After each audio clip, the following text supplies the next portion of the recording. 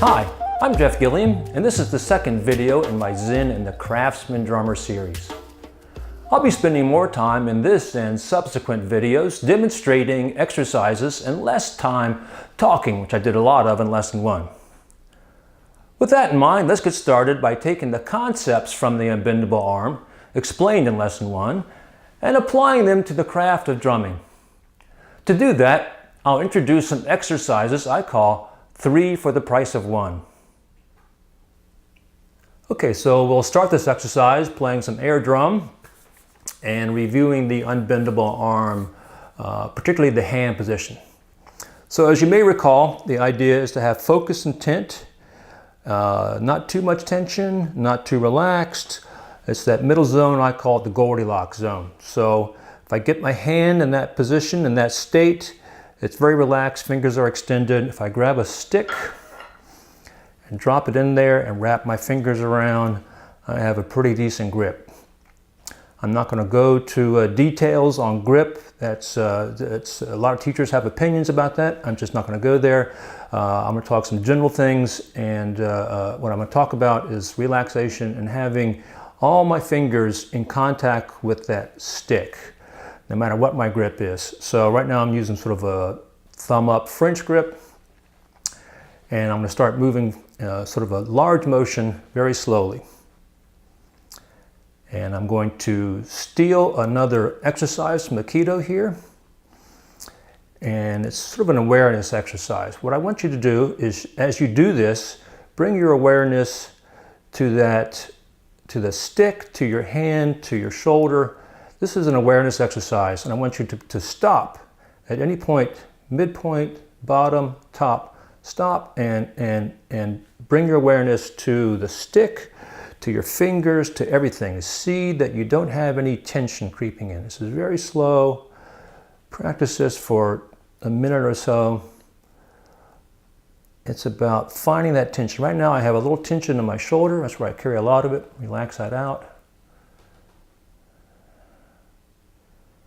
The other thing about this test, if I was the teacher in the room, I would test the stick. At every point in this flow, the stick should be firmly in my hand, and it shouldn't be, you can feel if I give it a death grip, you can feel it in the stick. It should be a relaxed grip, but the stick should be firmly in there. If I relax too much, the stick can fly out. Just pull it right out. But with the Goldilocks feel, right in the middle, the stick's not going to come out, but I have complete control over that stick at every point in this flow. Now if I grab my other stick and do a trad grip, get my hand in that sort of relaxed focus intent, drop the stick in there, get all the fingers in contact and start moving very slowly. And bring my awareness to every point in that flow and stop it at any point. And just rest there, and a little extra tension in my thumb. I had to relax that right there. Bring it up. Feels pretty good this morning. Get them both going and stop at any point. Alternating right in the middle. Are you centered? Are you relaxed? How does that feel?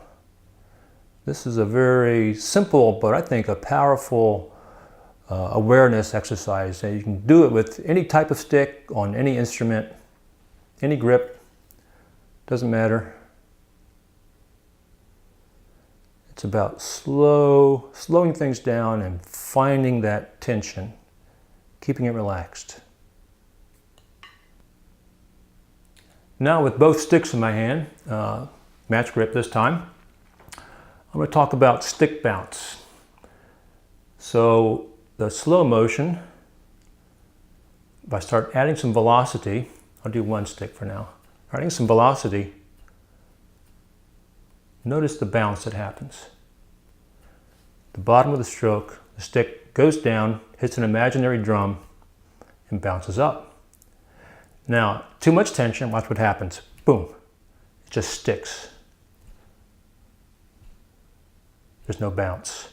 Too little tension, a lot of bounce and a lot of wiggle after the bounce, right? You see that wiggle That's just looseness. But back in the middle zone, there's bounce. And then what you want to look for is a calmness after the bounce. The stick should settle down and stop moving. Bounce, relaxation. Both hands. Now, as I pick up speed, what happens? That bounce becomes sort of a rebound. It allows me to pick up some velocity without a whole lot of effort. If I tried to do that with too much tension, man, I'm just killing myself. If I go relaxed, it does work, but that stick is floppy and you're not really controlling it. That middle zone, that bounce gets exaggerated and you capture some of that energy.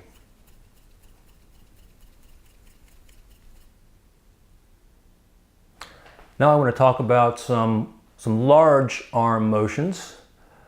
In the previous exercise, we were slow, going a little bit fast.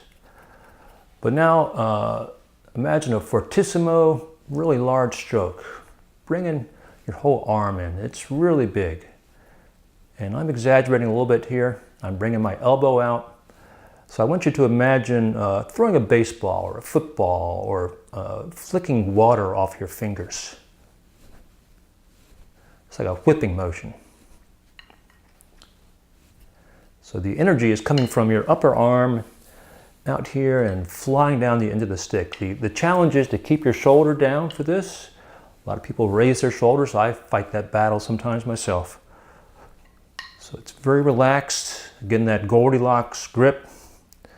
Trad grip is a little bit different. It's flicking kind of a sideways flick there, left hand, but still the arm comes out and you flick it down. Alternating. Very relaxed, shoulders down, just flicking that water.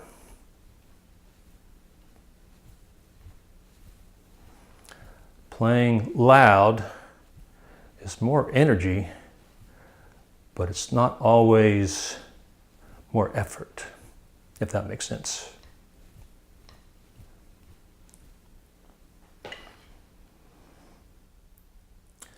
So here I am in front of a drum finally, although I do have a pillow here to give me a soft surface to practice on.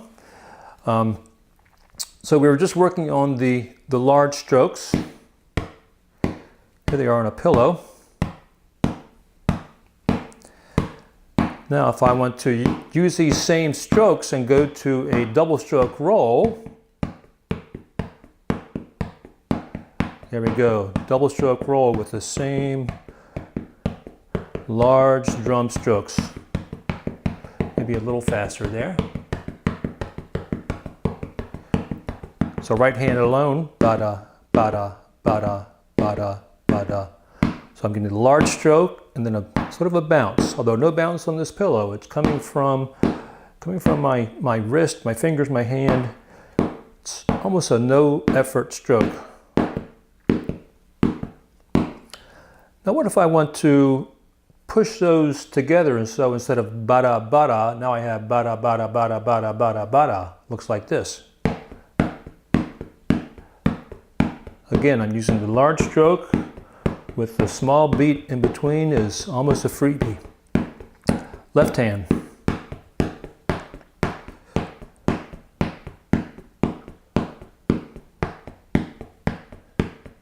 Slower, slower.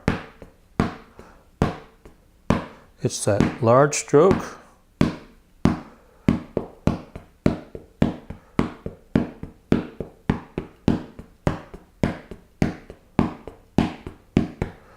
What if I want, instead of 2, I want 3 strokes?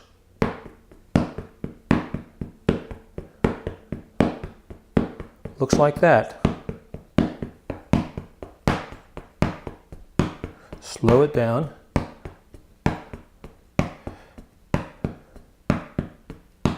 No tension.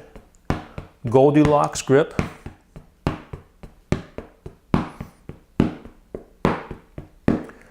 Now if I combine both these hands, I end up with sort of a sextuplet, a triplet.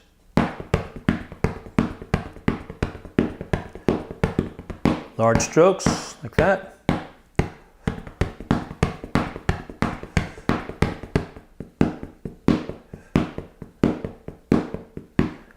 What about 4 per hand?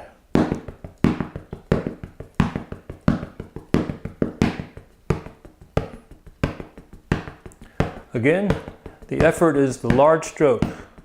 The beats in between are freebies.